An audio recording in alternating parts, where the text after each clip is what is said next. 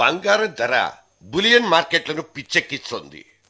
ఇక్కడ కరెంటు సమస్య పాలక ప్రతి పాలకుల్ని బేజారెత్తిస్తోంది. ఎస్, ఇప్పుడు కరెంట్ అంటే బంగారంతో సమానం. ఆపోజిషన్ పార్టీలకు ఇప్పుడు ఇదే ప్రధానమైన ఆహారం కూడా. సర్కార్ నెత్తి మీద అదే పనిగా కరెంటుతో ముట్టేస్తున్న లీడర్లందరిలో ఇప్పుడు ఒకటే సందడి. ఇంతకు ఈ ఆయాసమంతా మన కోసమేనా అంటూ సోంచాయించుకోవడం జనం వంతవుతోంది. కాకపోతే ఈ కరెంటు సమస్య పొట్టవిప్పి చూసినప్పుడు మాత్రం అక్కడ కనిపించే పురుగులన్నీ ఈ పార్టీలేనన్నది అసలు సిసలు ట్రాజెడీ.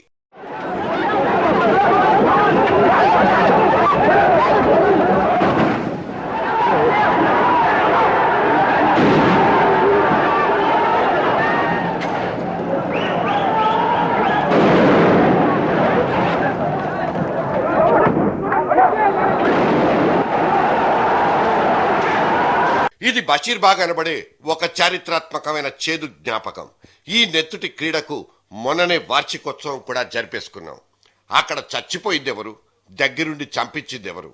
ఈ రెండు ప్రశ్నలకు వెతుక్కోకముందే జవాబులు కూడా దొరికేశాయి. కరెంటు సమస్య వచ్చిన ప్రతిసారి బషీర్బాగు, ఆ వెంటనే నిప్పుకళ్ల చంద్రబాబు రెండూ వద్దన్నా గుర్తు చేస్తాయి.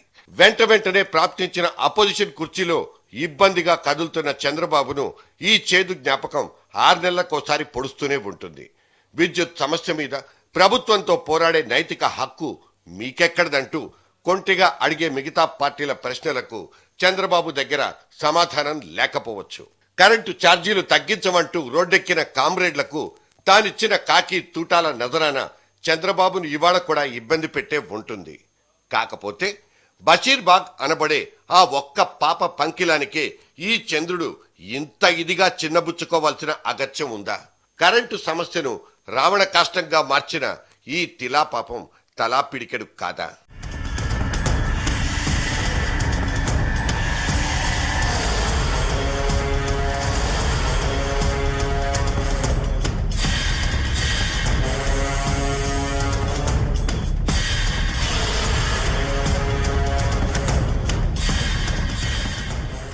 కరెంటు సమస్య మీద మాట్లాడే కనీస హక్కు చంద్రబాబుకే కాదు, ఏ ఒక్క మహారాజుకి లేదన్నది ఇక్కడ రాసి పెట్టుకోవాల్సిన అంశం. 2020 విజన్తో ఎప్పుడూ 4 అడుగులు ముందే నిలబడి ఆలోచించే చంద్రబాబుకు అప్పట్లో లెక్కలేనన్ని ప్రశంసలు రాలిపడేవి. సంస్కరణల కాముకుడిగా ఆయనకున్న పేరు దశ దిశలా వ్యాపించింది. విద్యుత్ వ్యవస్థను విడదీసి పాలించాలన్న సంస్కరణ కూడా ఈయన బుర్ర నుంచి జాలువారిందే. ఈ విధంగా కింద పోసుకుని నెత్తికెత్తుకున్నారన్న అపవాదు కూడా ఆయన మీదే కనిపిస్తుంది. ఛార్జీలు పెంచడంలోనే కిక్కుందనే మొండి మనిషిగా కూడా పేరు తెచ్చుకున్నారు చంద్రబాబు. ఎందుకంటే తెలుగులో చంద్రబాబుకు నచ్చని ఒకే ఒక్క పదం ఉచితం. కరెంటు, బియ్యం, పప్పు గట్రా అన్నీ ఉచితంగా ఇచ్చి పడేసి మనిషిని పనికిమాలిన వాడుగా మార్చడం అంటే చంద్రబాబుకు అస్సలు ఇష్టం లేదని నాబోటి వాళ్ళు చెప్పే మాట. ఈ ఓవర్ బోర్డింగ్ తోనే చంద్రబాబు వరుసగా 2 సార్లు బోల్తా పడిపోయారన్నది కూడా సెలవిచ్చుకోవాలి. ఇక్కడ ఉద్యోగం ఊడిపోయింది,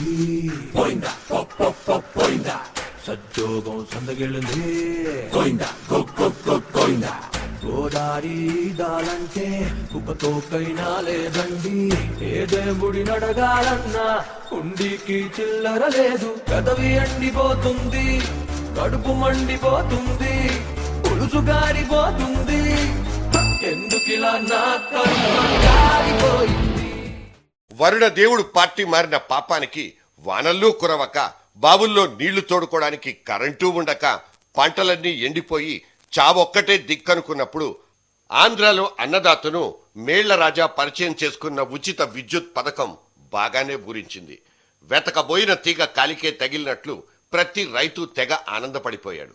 మరీ ముఖ్యంగా బావి నీళ్లతో మాత్రమే పొలం తడుపుకునే ఛాన్స్ ఉన్న తెలంగాణ రైతైతే ఎగిరెగిరి గంతులేశాడు. అదే ఊపు మీదనే చంద్రబాబును కలదన్నేసి మేళ్ల రాజా నెత్తికి కిరీటము తొడిగేశాడు.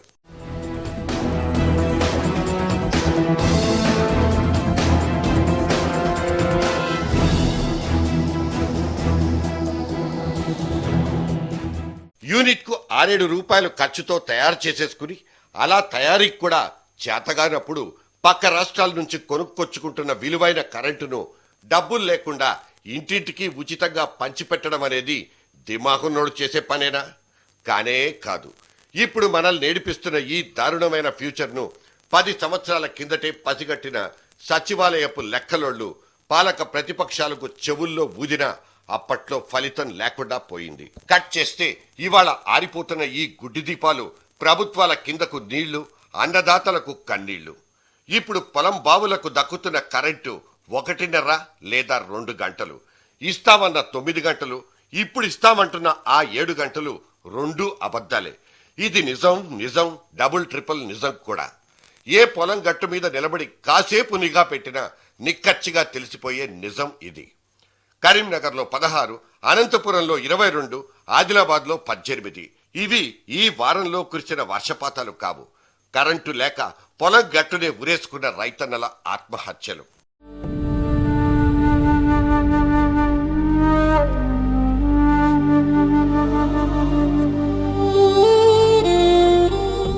కరెంట్ అనేది సీజన్ మారినప్పుడల్లా పొడుచుకొచ్చే ఒకానొక సంక్షోభం. వానలు కురవనప్పుడు, కురిసిన వానలు చాలనప్పుడు కరెంటు వ్యవస్థ మీద కొరతలొచ్చి గుచ్చుకుంటూనే ఉంటాయి. ఇది ఎవరో రగిలించిన జ్వాలన్న సంగతి అర్థం కూడా అవుతూనే ఉంటుంది. కానీ గతించిపోయిన గతాన్ని తవ్వుకుంటే ఇదిగో ఇలా ఆయాసమే మిగిలేది. పోయినోళ్ళు ఎలాగో వెళ్ళిపోయారు. ఉన్న మహారాజులైనా ఈ ఆరిపోతున్న దీపాలకు చేతులడ్డం పెడతారా అంటే ఆ ఛాయలు ఇక్కడ లేవాయే. కిరణ్ క్యాంప్ ఆఫీసులో కరెంటు సమస్య మీద నిర్మాణాత్మక చర్యలే కనిపించడం లేదన్నది ఇప్పుడు అందరూ పెడుతున్న గగ్గోలు. జైపాలుడితో జగడమేసుకున్నప్పుడు బాగా ఎక్స్పోజ్ అయ్యానంటూ సంబరపడిపోయిన కిరణుడు ఆ తర్వాత ప్రెస్ ముందు చేతులెత్తేసి తన సీన్ ఇంతవరకేనంటూ జై హింద్ చెప్పి పారిపోయారా?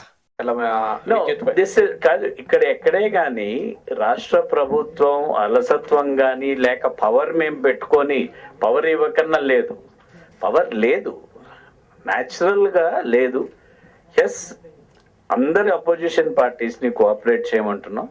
మీరు ధర్నా చేస్తేనో రోడ్డు పైన కూర్చుంటేనో పవర్ రాదు. So let's hope, let's pray to God that we have got good rains in the catchment areas. ఇలా పబ్లిక్ గా కార్నర్ అయిపోయిన సర్కారోడు ఎదుటోడికి అడ్డంగా దొరికిపోయాడా?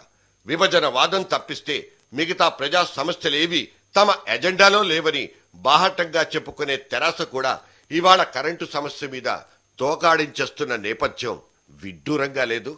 ఇప్పటికైనా ఈ ప్రభుత్వం కళ్ళు తెరవాలి. ఈ ప్రభుత్వం గుడ్డిదైపోయింది, చెవిటిదైపోయింది. తెలంగాణ రైతాంగం యొక్క బాధలు, తెలంగాణ రైతుల యొక్క కన్నీళ్లు ఈ ప్రభుత్వానికి కనబడతలేవు, వినబడతలేవు. ఇప్పటికైనా కళ్ళు తెరవండి. ఇక ముందు 1 ఎకరం కూడా ఎండకుండా ప్రభుత్వం తక్షణమే రైతులకు 7 గంటల కరెంట్ ఇవ్వాలి. ఇంకెవరు చనిపోకూడదని చెప్పి మేము ప్రభుత్వాన్ని కోరుతున్నాం. బషీర్బాగ్ ముల్లు ఒక సైడ్ నుంచి గుచ్చుకుంటున్నా సరే చంద్రబాబు పటాలం కూడా మేము సైతం అంటూ ఇరగదీసేస్తోంది. సీఎం ఛాంబర్లోకి దూసుకెళ్లి ఆ రాత్రంతా అక్కడే బిచాణా పెట్టేసిన తెలుగు తమ్ముళ్లు ఏసీ మిషన్ లాగిపోయి నానా యాత్ర పడాల్సి వచ్చింది. ధర్నాలైనా రాస్తా రోకోలైనా చివరాఖరుకు అరెస్టులతోనే క్లైమాక్స్ కొచ్చేది. ఇక్కడ అదే జరిగింది. ఓ ముద్దు పేరున్న పెద్ద మనిషి ఇలా జీపులోంచి అడ్డంగా పడిపోతే అక్కడ పోలీసులకు సినిమాయే కనిపించింది.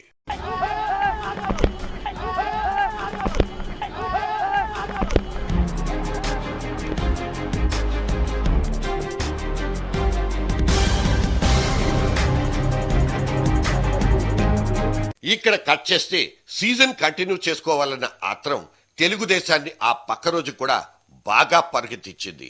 అసెంబ్లీ బిల్డింగ్ మీదకెక్కి కరెంటు కోతల్ని కత్తిరించకపోతే దూకేస్తానంటూ ఒక నన్నపనేని పిన్నమ్మ చేసిన హల్చల్ అంతా ఇంతా కాదు.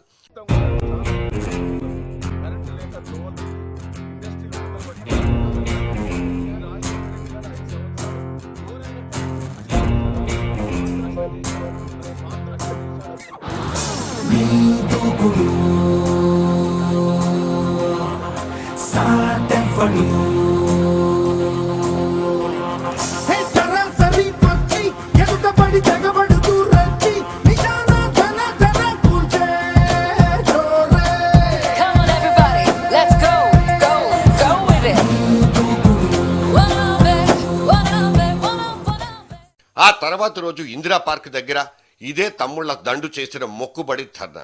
అయితే అక్కడ జయప్రదం చేసిన జనం కంటే వేదికను అలంకరించిన ఎమ్మెల్యేలే ఎక్కువ.